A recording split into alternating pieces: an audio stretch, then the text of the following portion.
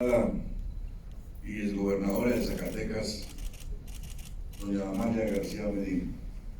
Gracias por esta invitación y porque me da la oportunidad de saludar grandes y expertos, juristas, profesionistas, investigadores del derecho del trabajo, como es el doctor Pablo Franco, como lo es el doctor José Alfonso Gonzas, y compartir también este momento con grandes mujeres, como la integrante de colegiada de la Red de Mujeres, doña Rosario Ortiz, que sin duda alguna nos ha dejado grandes tareas y lecciones a los legisladores para poder trabajar en el tema de seguir en el camino de reformar la ley laboral, sin duda alguna.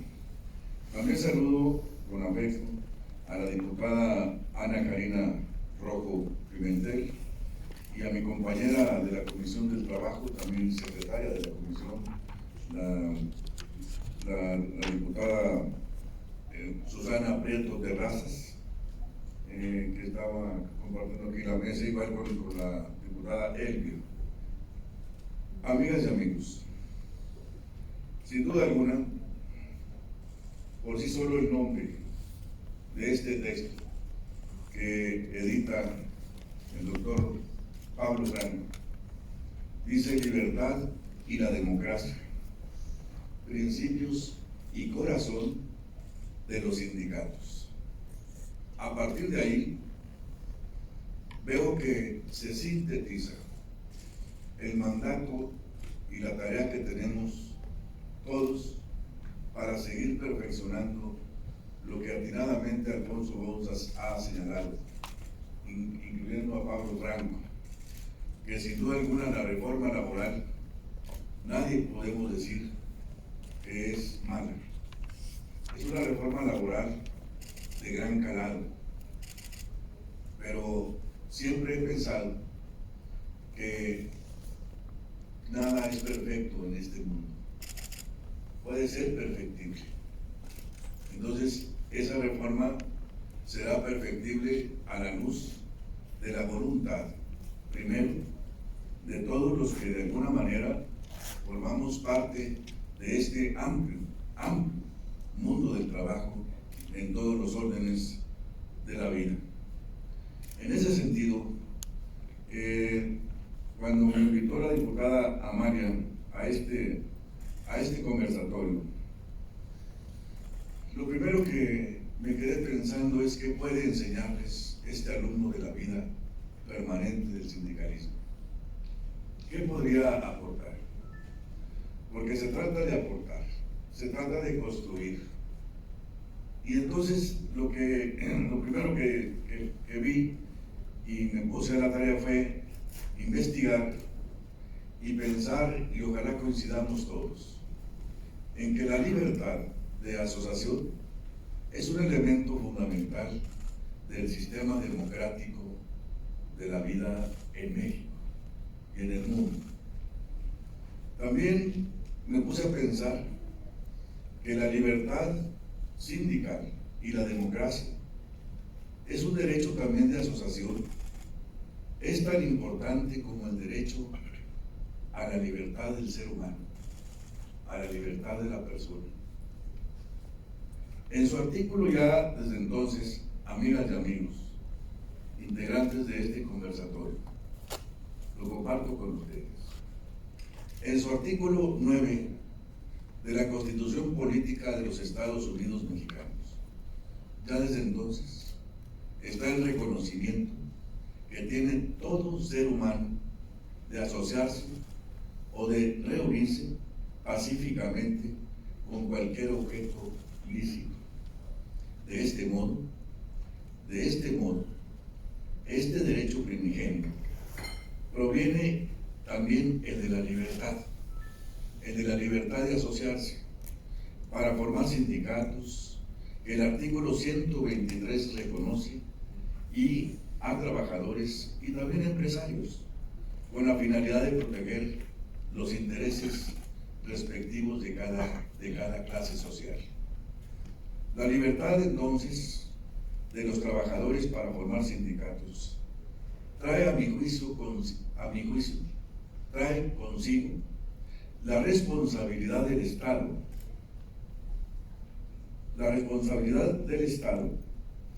para dar todas las garantías en el ejercicio de esta libertad, para crear también el marco legislativo, y esa es nuestra tarea y nuestro deber, el marco legislativo e institucional para propiciar tan elevado anhelo de los trabajadores de México, no de ahora, de siempre. Y en ese sentido, la siguiente hoja, dije, bueno, ¿y qué hemos hecho para ello? ¿Cómo hemos avanzado en esta materia? Entonces comparto con ustedes, por lo menos en nuestro país se han celebrado un sinnúmero de pactos de todo tipo. Voy a mencionar solamente algunos. Pactos entre instituciones, especialmente pactos relativos a la libertad sindical, que han sido adoptados por nuestro país y por lo tanto ya forman parte de su régimen jurídico. Un ejemplo, por su importancia, mencionamos los siguientes: la Declaración Universal de los Derechos Humanos, que se promulgó en el 1948, el convenio número 87, famoso de la OIT, sobre la libertad sindical, que está en el escenario mundial desde 1948 y ratificado aquí en mi país, en su país, el 1 de abril de 1951. El convenio 98 también de la OIT sobre la aplicación de los principios sobre los derechos de asociación, de sindicación y negociación colectiva, que viene desde el 49, aquí en México, se ratifica en septiembre del 2018 y se pone en marcha en el 2019. Es decir, vamos avanzando en esos temas. El Pacto Internacional de Derechos Económicos, Sociales y Culturales del 66, la Convención Americana sobre Derechos Humanos del 69 y el reciente pacto que señaló mi compañera Rosario, integrante colegiada de la Red de Mujeres, el Pacto 190 de la OIT sobre la eliminación de la violencia y el acoso en el mundo del trabajo en el 2019. En este caso, amigas y amigos, a mí me parece que también tenemos que pensar qué significa y cómo entendemos la libertad sindical para poder lograr un gran acuerdo nacional, para poder lograr que México avance. Sigo sosteniendo que si ganan los trabajadores, gana México. Si pierden los trabajadores, pierde México. Porque los trabajadores son los generadores de la riqueza social y material de un pueblo, de una región. Entonces, tenemos que empezar por acordar entonces cómo le vamos a hacer, de qué manera vamos a hacer esta vida interna, esta práctica democrática, con libertad, con los regímenes al interior de las organizaciones, como ya se ha dicho en innumerables foros, por supuesto, con la democracia en donde se incluya de a de veras y de una vez por todas la libertad del voto libre, personal, secreto y directo del trabajador o la trabajadora en todos los órdenes. Es más, la reforma laboral del 17 puso en el centro de la mesa a los trabajadores para poder decidir por fin y de una vez por todas con qué sindicato estar, con qué sindicato no estar, inclusive no estar con ninguno. Así está la libertad democrática de las organizaciones en mi país. Sería muy importante y le vendría bien a México. Estas es simplemente ideas de un alumno de la vida sindical. Sería muy importante que analicemos los legisladores qué tanto conviene en este reto fundamental que tenemos como mexicanos la injerencia de organizaciones extranjeras. Yo no digo que no, ni que sí, que quede claro. Pero sería muy importante analizar. Porque en todo caso,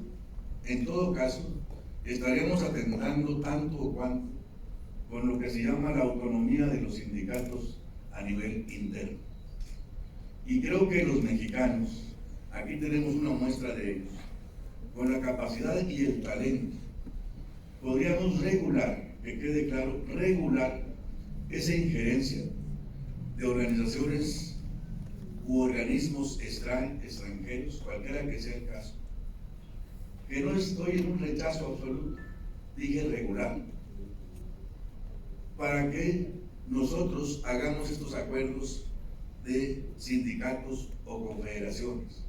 Así como el TEMEC se unió con las empresas comerciales entre México, Estados Unidos y Canadá, sería buena noticia para México el intercambio de ideas, el intercambio de maneras de pensar de manera plural, el respeto a la pluralidad, para poder definir este gran proyecto de nación que nos llama y nos reta a todos sin excepción. Y en ese sentido, ver precisamente en la democracia y en la libertad sindical el trato igual entre iguales. Dicen que entre sindicatos, como en la sociedad misma, somos todos primos interpares, es decir, entre los iguales, todos somos los primeros. Y en ese sentido, dejo esta idea en la mesa, precisamente para que haya una verdadera responsabilidad y abracemos a cabalidad este reto fundamental para poder lograr construir, perfeccionar este gran proyecto de nación. Siguientes ideas. Sin duda alguna, en esta reforma de gran calado, en este tema de libertad y democracia, el trabajo es fuente y origen de los derechos humanos y laborales de los trabajadores. Si no hay trabajo, no nos llamamos dignamente trabajadores, como nos llama la Constitución. Entonces es un tema también que tenemos que ver. El salario y las prestaciones siguen siendo una deuda permanente de los sindicatos y los dirigentes.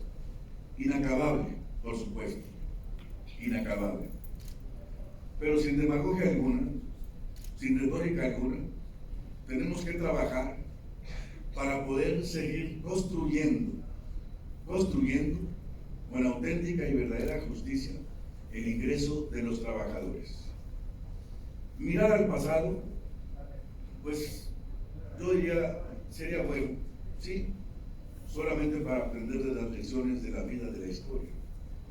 Porque creo que ya mirar el pasado no conviene. Repito, solo si agarramos del pasado la historia, porque la historia arroja lecciones sabias. Y esas lecciones sabias son capítulos de la historia para recoger de ella lo que nos funcione y renunciar a la historia a lo que no funcionó. En ese sentido. El otro tema es hacia adelante, hacia la altura de miras. En esta libertad y en esta democracia, ¿cómo serán las futuras organizaciones laborales en la Revolución 4.0, por ejemplo? En la dominación de la técnica, en la dominación en la era digital. ¿Cuál es el perfil del nuevo trabajador del sector automotriz que va en México rumbo al tránsito de autos eléctricos? ¿Cómo será? ¿De qué manera? ¿Qué demandas tendrá ese trabajador? Entonces ahí veo también una gran oportunidad de conexión de los sindicatos con esta nueva generación de trabajadores y trabajadoras, por cierto.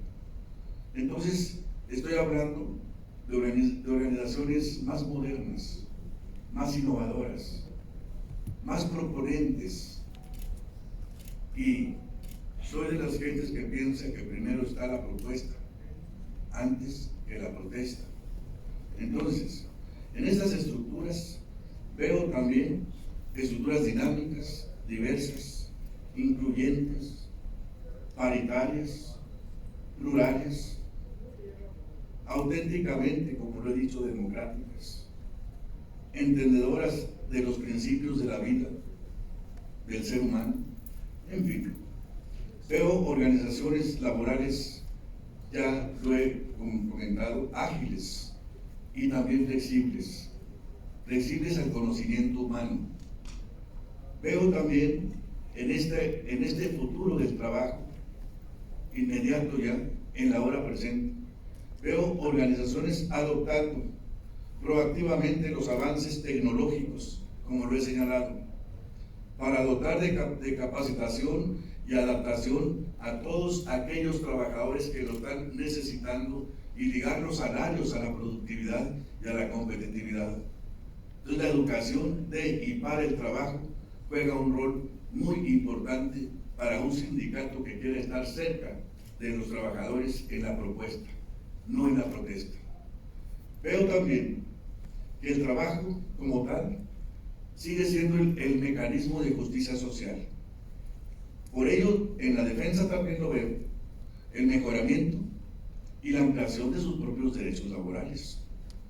Por supuesto que estamos de acuerdo en que ahora el mundo del trabajo es plural. Por supuesto que no puede ser de otra manera. A salario igual, derecho igual. Por supuesto que tiene que ser 50 y 50. Me honro en ser parte de esta legislatura porque es la primera en su historia que tiene 50% hombres y 50% mujeres. Más uno. Más una, perdón. Tiene razón la diputada. Pero es plural, es incluyente. Y ese es el tema también. Tiene que haber organizaciones plurales, incluyentes. El respeto a la persona, sea cual sea su credo, su religión, su participación, tal como lo es el respeto a la diversidad de la persona en su condición de persona. Tiene derecho también al trabajo y tiene también su propia historia. A ellos también tenemos que escuchar, en ese sentido. Veo entonces, en este tema, la justicia social es muy amplia, es inacabable. Ni en esta legislatura ni en la otra, quisiera que sí, pero ni en esta ni en la otra, como pasaron hace 100 años la reforma que acaba de concluir. Veo otros temas más de la agenda laboral del futuro sindicalismo en México. Entonces, para seguir pensando con ustedes, veo también que las organizaciones no deben de dejar su origen, no deben de dejar a pesar de que se modernizan, a pesar de que cambien. Y su origen es el estudio, mejoramiento y defensa de los intereses individuales y colectivos de la clase que representa, que es la clase trabajadora, de los derechos humanos y laborales. Veo también en ese sentido indispensable, ya urgente desde ayer, la inclusión. Siempre será una organización democrática cuando abrace a cabalidad estos grandes preceptos que hoy la sociedad nos impone. Veo una sociedad que va en el siglo XXI, y por qué no decir, en esta alta tribuna de la nación, donde se vale discernir, se vale discutir, se vale el disenso, se vale. Para eso es, para ser crítico y autocrítico. Veo en ese sentido que, de alguna manera, la sociedad va en el siglo XXI,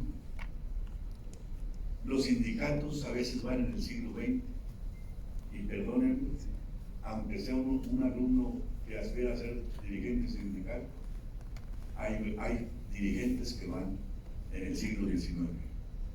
Que quede claro, no todos, con sus honrosas excepciones. Y en ese sentido, veo entonces que esta reforma es una reforma que amerita para todos un reto. Estamos en pleno aprendizaje. Nadie, digo, lo sostengo, que pueda formar parte del mundo del trabajo en el lugar que le toque, puede decir que ya sabe todo del mundo del trabajo. Porque el mundo del trabajo es dinámico, es actuante. Y por eso veo la gran responsabilidad que tenemos de construir este sindicalismo responsable, progresista y democrático de México. Y en este sentido, aprovecho para hacer un llamado a todas las fuerzas progresistas de la nación, democráticas, para poder ponernos de acuerdo y poder avanzar, hacer avanzar a nuestro país y a nuestros trabajadores, buscando siempre la permanencia del empleo, porque si no hay empleo, se acaba la historia. Entonces, con el empleo, con mejores salarios, mejores condiciones de vida, mejores niveles de salud, en fin, mejores estadios en la sociedad, para que el trabajador pueda desenvolverse de manera integral, y le llamo integral, que se pueda desenvolver como padre de familia, como ciudadano, como mexicano, como buen sindicalista, en fin, como buen hermano. Ahí entonces los anhelos estarán cumplidos de la libertad y la democracia sindical.